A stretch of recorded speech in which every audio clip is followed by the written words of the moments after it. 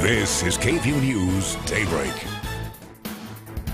When I turned around and saw the guy, he was like right there. I could have maybe touched him. A horrific tragedy strikes again on the University of Texas campus. And he just grabbed this guy that was standing like right there next to me by the shoulder and shoved it into his back. The student goes on a rampage, a stabbing rampage, attacking 4 other students with a hunting knife, ultimately killing one. I talked to this man, I looked him in the face, had conversations with him. This morning, what we're learning about the victim who died from that brutal attack and the student arrested for his murder.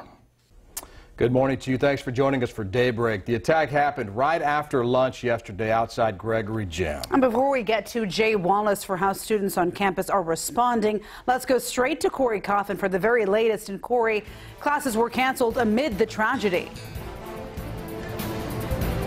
They were, Brian and Yvonne. Good morning to both of you. We're learning now that as police continue to investigate, the school will reopen classes and events today. Let me give you a look here at the scene because this morning police are still on scene. Now, thousands of students were outside Gregory Gym making their way to class here when this all happened. Austin police said one person, later identified as Kendricks White, is in custody after the stabbing. UT police confirmed after responding to the scene they found White with a large Bowie-style hunting knife.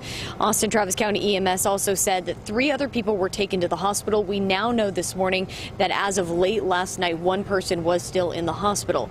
An additional 1 or 2 people also had some minor injuries. They were not taken to the hospital, according to EMS. Now, freshman Rachel Pritchett was here when she says she saw White take out the knife, and listen to what she has to say that happened next. And I turned around and I saw this guy holding a knife, and at first I didn't even, realize what was going on because he was just walking with like no facial expression, didn't look in a hurry or anything, and he just grabbed this guy that was standing like right there next to me by the shoulder and shoved it into his back, and then I didn't even realize what was happening because I was so shocked. Now, when the chaos erupted, she began running to her nearby dorm. Pritchett says that her mom and dad were worried about her coming to UT here because of Hadaka Weiser's murder last year that made national news. A search on White's criminal records, meanwhile, showed that he was arrested in early April for allegedly driving intoxicated, and he has not been charged with a crime yet when it comes to this particular incident, but it is surely leaving a lot of students on edge and in fear this morning. Actually, we're going to go live now to KVUE's Jay Wallace with that angle. And Jay, students are concerned this morning about the school's notification system. Yeah, that's right. Obviously, in situations like this, when there's a threat to the student body, timeliness and speed are a factor. And while the police and school worked as quickly as they could, many students voiced their concerns about delays. Now, to give you a little bit of context and perspective as well, the attack happened at 1:46 in the afternoon. Austin Emergency Services first tweeted about the stabbing 10 minutes later, while Austin Police tweeted about it about 10 minutes after that. And then at 2:15, 30 minutes afterwards, the university issued its own alert about half an hour after the incident happened. Anyone, I feel like, should feel unsafe in this situation. Like, it's like scary out there. You never know who's going to be the one holding a knife, or like those poor kids who are just there, like minding their own business, to get stabbed. That's just terrible. Like, I couldn't even imagine. And while UT police say they did text students about the incident, the department did not use the siren, as the police chief says that would have meant there was something else going on, such as a lockdown or something along those lines. Now, in response to this attack, the UT Counseling and Mental Health Center have extended their hours. They will be open today and tomorrow until 7 p.m. For now, live in Austin, Jay Wallace, KVUE News. All right, Jay, thank you. In response to this deadly attack, the University of Texas Counseling and Mental Health Center extending its hours to students and staff who want to talk. They'll be open today and tomorrow until 7 p.m. The center also has a crisis line, which is open 24/7. You can call 512-471-2255. That number is right here on your screen. Now let's get a look at what we're tracking with Storm Team meteorologist Erica Lopez.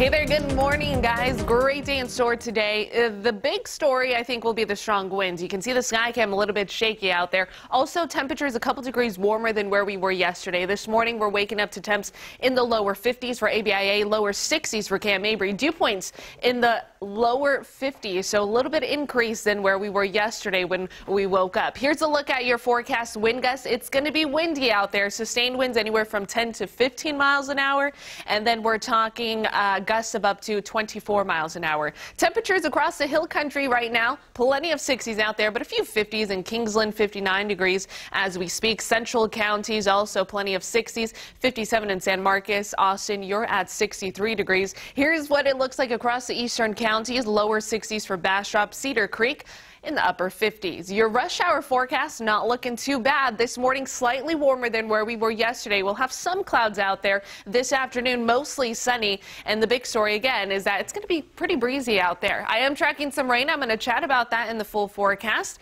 As for now, Anavid has the latest on our roads. I sure do. Thank you, Erica. Good morning. The roads are looking pretty open and clear at this time. This is a live look at 183 and Lamar Boulevard. The roads are looking pretty nice in that area. Let's go ahead and move a little bit south of town. This is an accident. We are watching Manchac Road and Mellabee Trail. Use caution in that area as you head out the door this morning. Guys, back to you. Thank you, Anavid. Austin police investigating a different unrelated stabbing near campus. Happened yesterday afternoon on Nueces near 26th Street near West Campus. The victim said he saw a man threaten a woman with a knife, so he started arguing with him. Both are doing okay. The victim recovering from non-life-threatening injuries this morning. Officers need your help finding the accused attacker in this case. Described as a white man in his 20s, 5'9", sandy brown hair, last seen wearing blue jeans and a hoodie sweatshirt. If you have any information, call police.